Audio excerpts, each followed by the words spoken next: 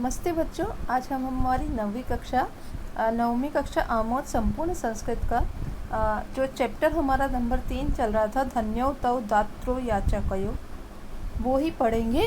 उसका जो आधा पार्ट बाकी बच गया है वो आज हम कंप्लीट करने वाले हैं। तो इस जो चैप्टर में हम लोगों ने ये पढ़ा था कि जो चैप्टर का नाम था वो था धन्यो तौ दात्र याचकयो।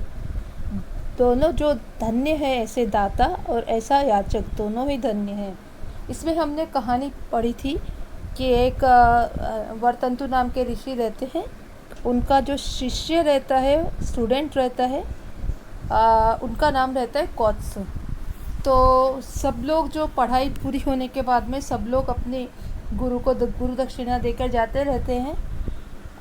तो कौत्स का भी मन करता है कि वो अपनी गुरु को कुछ गुरु दक्षिणा दे।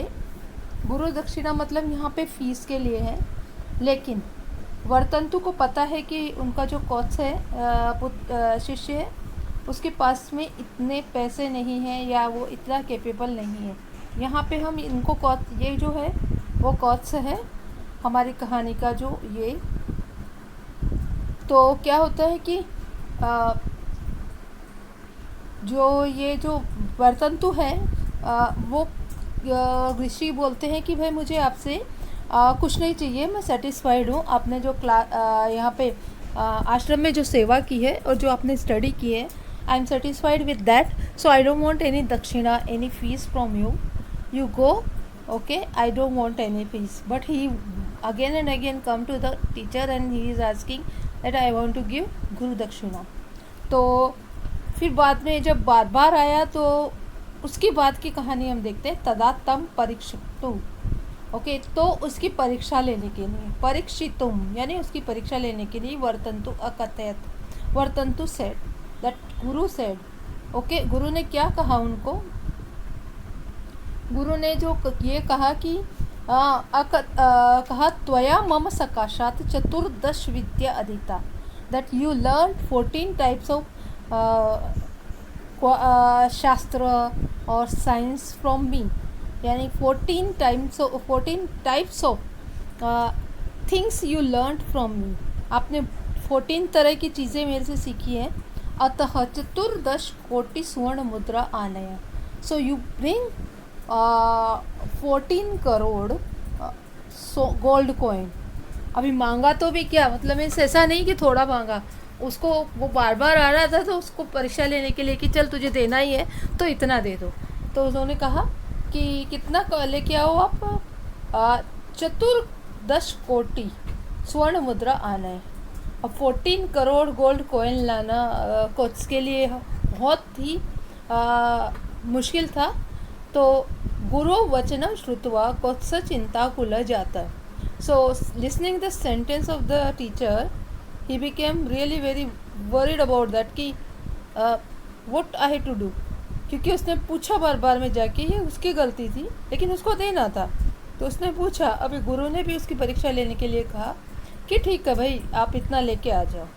एतावती स्वर्ण मुद्रा कुत आने यानी, अब इतनी जो गोल्ड कॉइन है वो तो किसके पास रहेंगे? मतलब जो साधारण मनुष्य है, नॉर्मल जो इवन बिजनेसमैन है, उनके पास भी 14 करोड़ गोल्ड कॉइन तो नहीं रहेगा। वो ऐसा सोचने लगा, तो कहाँ से लाऊं? महाराज रघु विहाय न कोपी एतावती मुद्रा दातुम समर्था। फिर उसको यहाँ याद आया कि जहाँ पे हम रह रहे हैं वहाँ के राजा को छोड़ के और कोई नहीं दे सकता।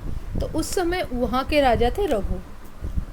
तो महाराज रघु विहाय, ओके, महाराज रघु को छोड़कर कोपी एतावती मुद्रा धातुम न समर्थ है, कोई भी ऐसी मुद्रा दे, यानी इतनी गोल्ड कॉइन देने में समर्थ नहीं है। अतः रघुम प्रतिम गच्छामि, that's why I have to go to Raghu. इसके लिए मुझे रघु की तरफ जाना चाहिए, रघु के में जाना चाहिए, रघु की तरफ जाना चाहिए, रघु के पास जाना चाहिए, यानी किंग के पास जाना चाहिए। इति विचार्य कोत्स रघु समीपम अगच्छत, थिंकिंग दैट रघु के पास चला गया कोत्स। दिग्विजयांतरम, जो दिग्विजय हो गई उसके बाद में रघु विश्वजीत नामने यज्ञ अशेष धनम दान रूपेण ये अयच्छत। अभी जब वो वहाँ पे पहुँचा तो उस समय कंडीशन ये थी कि रघु जो राजा थे ना, उन्होंने भी अपने पूरे जो पैसे हैं वो किसको दे दिए, दान में दे दिए थे, यानी वो डोनेट कर चुके थे। और उनके पास में क्या था, अशेष धन है, यानी 1 रुपया भी बाकी नहीं था, एक गोल्ड कॉइन भी बाकी नहीं था उनके खजाने में। उन्होंने जो विश्वजीत नामक यज्ञ किया और एक सेलिब्रेशन रखा, पूजा की, और उसमें उन्होंने सब कुछ दान दे दिया। ओके, तो वो सब कुछ जो दान दे दिया, तो रिक्त हस्त रघुम दृष्टवा, when Kots reached over there, then he saw that Raghu is not having anything. Okay, then how he will help? तो रिक्त हस्त रघुम दृष्टवा, खाली हाथ रघु को देखकर उसने कौत्स निवृत्त, Kautsa wants to go from there, उन्होंने देखा और वो वहाँ से लौट जाना चाहते थे, बिना कुछ पूछे हुए, कुछ बताए हुए रघु को वहाँ से जैसे ही निकल रहे थे वापस, रघुम तम आहूय आगमनस्य प्रयोजनम अपृच्छत। तो रघु ने देखा कि एक जो ब्राह्मण है, पुत्र है, या जो एक विद्यार्थी है, वो ऐसे ही बिना कुछ बताए आया और वापस जा रहा है। तो उसको बुलाकर पूछा कि भाई आने का कारण क्या है, आगमनस्य प्रयोजनम, what is the reason of arrival. तो तदा कौत्स अवदत, तो कौत्स ने कहा रघु, हे रघु, अहम गुरु दक्षिणार्थ, मैं गुरु दक्षिणा के लिए 14 कोटि सुवर्ण मुद्रा गुरुवे दातुम इच्छामि, मैं गुरु को 14 करोड़ गोल्ड कॉइन देना चाहता हूँ गुरु दक्षिणा के रूप में।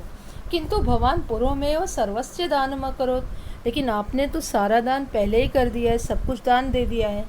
ओके, अतः अहम अन्यत्र गच्छामि, that's why I will go to other place, I will try to other someone. Raghu अवदत, रघु ने कहा, हे कौत्स, ओ कौत्स तिष्ठ, रुको, ओके, स्टे हियर ओनली, मम यज्ञशालायां विश्रामं कुरु, मेरी यज्ञशाला में विश्राम करो। अहम निश्चयेन तव सहायं करोमि, definitely I will help you. कौत्सस्य गुरु भक्त्या प्रभाविता, कौत्स की गुरु भक्ति से प्रभावित होकर रघु कुबेरम आक्रंतुम संकल्पम अकरोत। अभी रघु ने सोचा कि मुझे कहाँ से मिलेगा और पैसे, तो उन्होंने क्या किया, देवताओं के जो खजांची थे, जिनके पास में बहुत सारे पैसे थे, उन्होंने सोचा कि मैं उस पर अटैक करूं, and I will take money from that and I will give it to Kautsa. तो रघु डिसाइडेड दैट कि चलो अभी मैं किस पे आक्रमण करूंगा, कुबेर पर करूंगा। लेकिन रघु इतने बलवान थे, इतने स्ट्रेंथ थी उनमें, कि जैसे ही कुबेर ने सुना कि अरे रघु है ना मुझ पे अटैक करने की सोच रहा है, और सिचुएशन ये है कि वो खुद दान देना चाहता है किसी को, लेकिन उसके पास नहीं है, क्योंकि उसने अपना सारा पैसा, सारे जो पैसे हैं वो दान कर दिए हैं यज्ञ में, और लोगों को दान में दे दिया है। तो कुबेर ने सोचा कि रीज़नेबल मीन्स ये जो रीज़न है ना वो सही रीज़न है, तो उन्होंने कि वो मुझ पर आक्रमण करे, इससे पहले ही कुबेर ने क्या किया, रघु भयात, रघु के भय से कि वो आक्रमण न कर दे, आक्रमणात पूर्व में, आक्रमण से पहले ही प्रभुताम सुवर्ण वृक्षिम अकरोत, उनका जो ये था ना यज्ञशाला, उसमें उसने सोने की बरसात कर दी, सोने के जो गोल्ड कॉइन की बरसात ही कर दी, जिसके पास जितना खजाना था वो उसमें से खजाने में उसने बारिश कर दी कि भाई तुमको लेना है उतना ले लो, आक्रमण करने की जरूरत नहीं है। तत् दृष्टवा संतुष्ट रघु कोत्सम आहूय, वो देखकर रघु जो है वो संतुष्ट हो गए, सेटिस्फाइड हो गए कि भाई अभी आक्रमण करने की ज़रूरत नहीं है। तो उन्होंने कौत्स को बुलाया और कहा, सर्वम सुवर्णन तस्मै दातुम यच्छत, उसको जितना सोना बरसा था ना वो उसको देने के लिए रेडी हो गए थे। अच्छा, अभी उन्होंने तो 14 करोड़ ही मांगा था, लेकिन यहाँ पर जब बारिश हुई तो बारिश में तो उसका 2 गुना 3 गुना 4 गुना 5 गुना 10 गुना कितना भी हुआ, मतलब उसका तो कोई लिमिट नहीं था। तो वो जितना भी हुआ था क्योंकि रघु को अपने पास रखना नहीं था, उनको तो अशेष धन रहना था। तो उन्होंने कहा कि भाई आप ये जो जितना भी सोना गिरा है ना ये तुम्हारे लिए है, तुम सब ले जाओ। लेकिन कौत्स था, उनको 14 करोड़ गोल्ड कॉइन ही चाहिए था, उससे ज़्यादा उनको लेना नहीं था। तो उन्होंने कहा कि मुझे भी नहीं चाहिए, मुझे केवल मेरे गुरु को देना है, और गुरु को 14 करोड़ गोल्ड कॉइन देना, मैं उतना ही लूँगा, उसके ऊपर उन्होंने 1 कॉइन भी नहीं लिया। ओके, तो तो कौत्स को बुलाकर सर्वम सुवर्ण 10 में दातुम अच्छे सारा पैसा उनको देना चाहता था, किंतु निष्प्रह but detach with the gold or with any attachment, okay, detached with greed, that Koch said, भो राजन, ओ राजन, अहम केवलम गुण दक्षिणार्थम चतुर्दश कोटि सुवर्ण मुद्राम अभिलिषामि। मैं केवल 14 करोड़ गोल्ड कॉइन चाहता हूँ, वो भी गुरु को देने के लिए। न वाचामी अधिकम, मैं ज़्यादा नहीं चाहता हूँ। अब यहाँ पे था कि देने वालों को भी नहीं चाहिए था, बहुत एक्स्ट्रा था वो उसको नहीं चाहिए था, उसको वो भी देना ही था। और याचक जो था ना, उसको उतना ही लेना था जितना उसने मांगा था, उससे ज़्यादा नहीं। तो अभी बाकी बच्चे को क्या किया जाए? तो राजा सर्वस्व दातुम इच्छित, राजा तो सब कुछ देना चाहता था, किंतु याचक अधिकम आदातुम न अभ्यलषत, लेकिन जो याचक था, बेगर था, वो ज़्यादा लेना नहीं चाहता था। अनेन प्रसंगेन, इस प्रसंग से दानशूरः रघु तथा निरीक्षकोत्सह च द्वापि साकेत जनानाम अयोध्यावासीनां कृते पूजनीयोम अभवत। तो उन्होंने क्या किया कि जितना भी सोना बाकी बचा था ना, राजा ने वो पूरे नगर में बंटवा दिया। तो उसके कारण से जो साकेतवासी थे ना, वो दोनों को ही पूछने लगे कि राजा जो था उसने भी लालच नहीं किया, नहीं तो अपने खजाने में डलवा सकता था, और ना ही इसने बेगर ने भी लालच नहीं किया कि मैं लेके जाऊं, नहीं तो पूरा सोना। तो उन दोनों का जो अच्छाई है, उन दोनों की अच्छाई को साकेत नगर जो आज जो अयोध्या कहलाती है, वो पहले साकेत कहलाता थी। तो साकेत के लोगों ने उनको बहुत रिस्पेक्ट किया, उन दोनों की बहुत ही प्रशंसा की, क्योंकि जो बाकी जो धन बचा हुआ था वो उन अयोध्या वासियों में ही बंटवा दिया गया। ठीक है, तो हमारे ये लेसन यहीं पे ख़त्म होता है। अब इसमें से देखिए कुछ चीज़ें हैं जो आपको लिखनी है, जैसे कि लेव्यंत और त्वांत। तो ये जो श्रुत्वा है वो त्वांत है, विहाय है ये लेव्यंत है।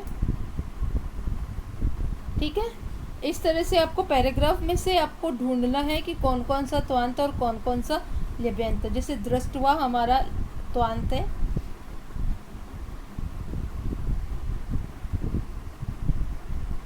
ओके, यहाँ पे भी एक दृष्टवा है। और आपको इस तरह से बहुत सारी ये ढूंढनी पड़ेगी आपको, ये सब ढूंढना पड़ेगा। मैंने खाली उदाहरण दिए है। अब जैसे तुमंत प्रत्यय है, तो तुमंत में भी मैं यहाँ पे दिखाती हूँ। धातु हमारा तुमंत है। इसके बाद में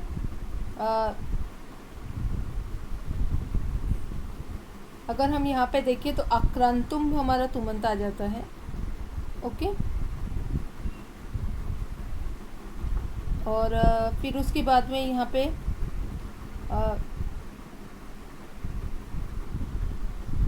आदातुम हमारा तुमंत आ जाता है। तो इस तरह से ये जो तुमंत है, तुमंत का प्रयोग यहाँ पे आहूय, ये हमारा क्या आता है, ये लेबंत है। तो इस तरह से तुमंत, लेबंत और त्वांत, ये शब्द आपको लिखने। आप ऐसा करके 3 ब्लॉक बना लीजिए, त्वांत, ओके, और यहाँ पे लेबंत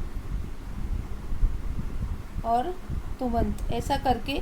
और उसमें से आपको ये पहचानना है कि यहाँ पे 1 और 2 जैसे तुमंत के ना वर्ड्स लिख दिए, विहाय, जैसे लेबंत लिख दिया विहाय और आहूय, ऐसे तुमंत लिख दिया आपने, त्वांत लिख दिया, जैसे दृष्टवा लिख दिया आपने, त्वांत श्रुतवा लिख दिया। इसी तरह से यहाँ पे तुमंत जैसे दातुम हो गया, आदातुम हो गया, दृष्टुम हो गया। इस तरह से ये आपको लिखना है अपने नोटबुक में। तो आज का हम चैप्टर यहीं पे ख़त्म करते हैं। धन्यवादः। वयं पुनः मिलामः।